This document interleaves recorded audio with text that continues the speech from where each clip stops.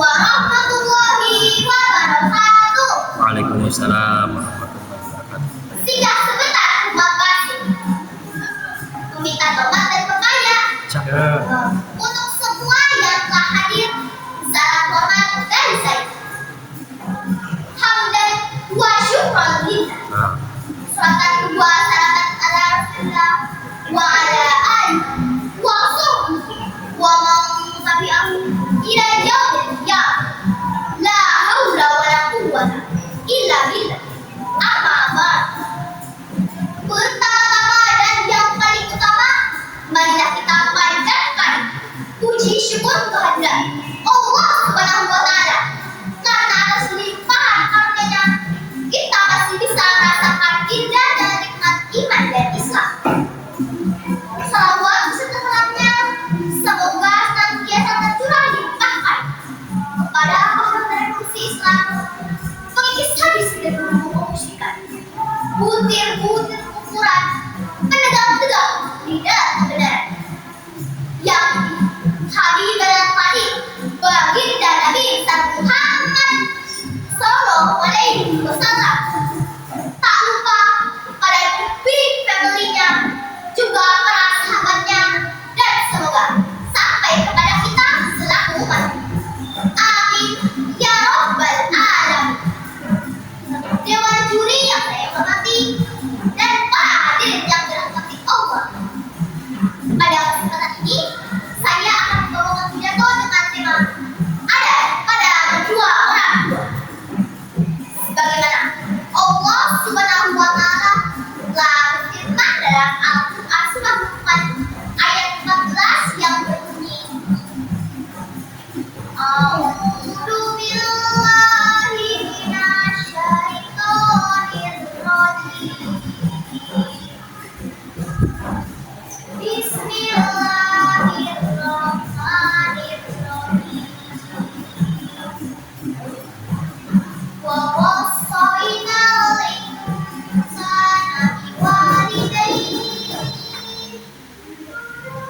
hamalathu ummuhu wahnan ala wahnin wa